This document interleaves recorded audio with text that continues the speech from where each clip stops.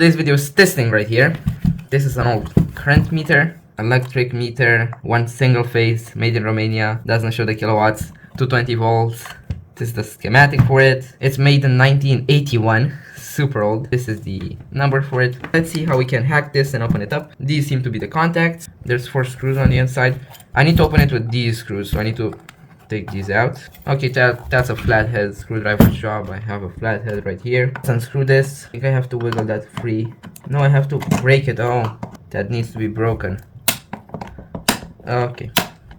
So there was a seal on it and you need to break the seal because you could probably modify it so that you use like 10 kilowatts and it says 1 kilowatt.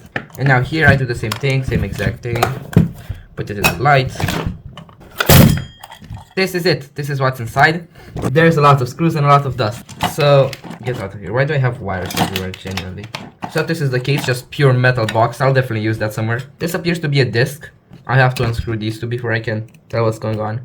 This was made in 1980. You just have to push tight. Just have to use strength. I wish I had an electric screwdriver here, but it probably doesn't have that much torque. Trust me, you can give way more torque with your hands than you can with an electric screwdriver. But you can't do that for long.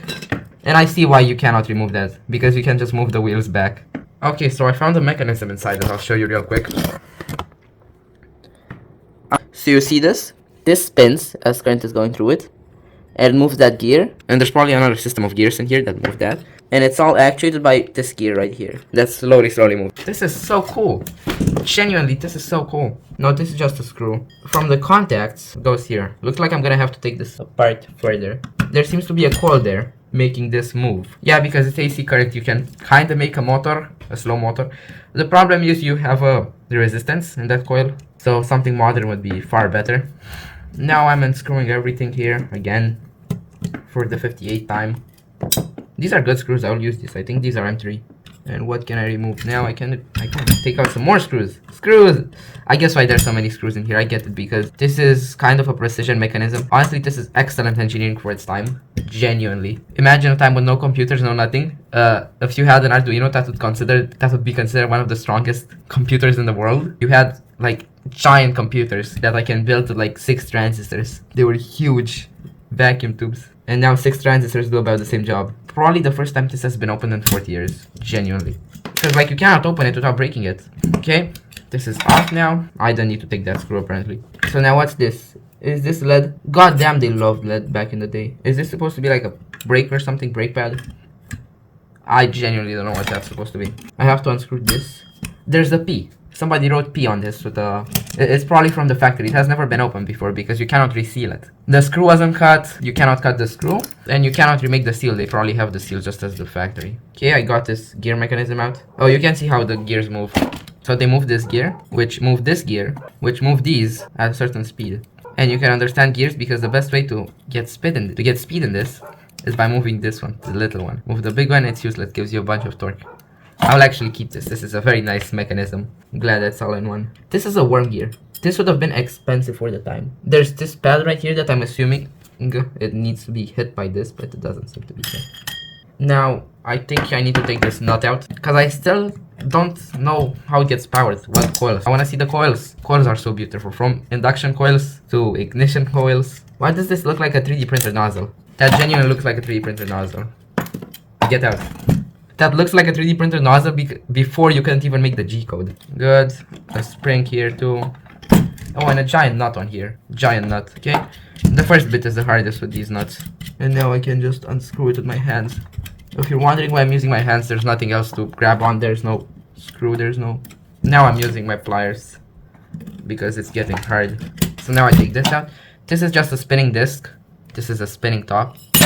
Okay, that fell. And now we can have a closer look at its insides. So there's some markings here. I don't know what this is made out of. This is machined by hand. This is entirely made by hand. You could make plastic, but plastic was expensive too. Not like I can just fire up the old 3D printer or get an injection mold. There was processes similar to injection mold, but nothing quite like it. Like the mass manufactured injection molding. This is rusty. No, I actually need the leverage on this. This gives me the leverage of 1,000 fingers. If not even... This opens it up. Yeah, that doesn't open it up. Must not be this one. Maybe I can take the whole thing out by unscrewing these. There seem to be some screws here. Camera, help me. Oh yeah, it's just flathead. And where is it screwed in? So these two, and is there a chance this one is still attached? If this screw wants to fight, it can have it. Okay, that one wouldn't open. This one also. Okay, now it's all. So now we got this case out. I'll definitely use that for something. And this is the main body. So as we can see, you have two. We have this coil right here, which I'll open just now. I got my utility knife. Going slow so I don't break the wires. Oh, I actually need this kind of wire. Lucky me, I actually need thin wire. Oh, this is super thin. Oh yeah, this is super thin. A lot. And then this is super thick. This is of course the 20 amp rated wire. Holy. So I think it's kind of a basic motor. The coil went in here and yeah, it's a... I don't know what this is for, genuinely. It has an iron core. Plates, you see the plates? So it's an iron core all day. There seem to be some screws. Yeah, it's screwed in place. Let me unscrew this. No, I'll unscrew everything. Okay, I just noticed something while unscrewing this.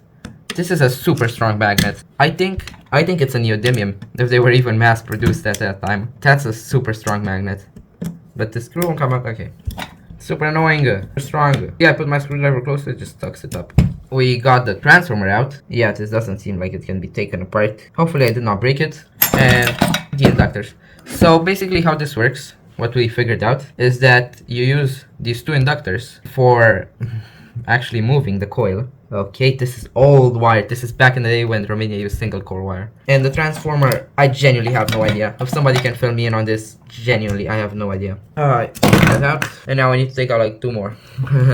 Hopefully I don't strip these. They seem to be made out of steel, which is way better than modern bad aluminum. And then the screwdriver shaft is made out of steel, so the screwdriver won't die. Genuinely, this probably costs so much. This probably costs like half the price of the electricity. Genuinely. Okay, so I need to do a forbidden technique, which is called hammering this. Our hammer creates some vibrations, hopefully breaks this loose. Man, break loose. It won't break loose, I don't know what to do.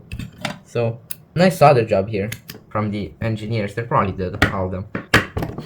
So I cut this wire right here. They do strip sometimes, so that's something we learned. Now I can unscrew. The pliers has to be one of the most versatile tools. It can be a screwdriver, it can be a wrench, it can be a crowbar too, and it can be a pliers, so that's the pliers. So I finally took this out. I needed this wire, that's why I took it out honestly. It also seems to be like a trap. So now you know what's inside the current meter.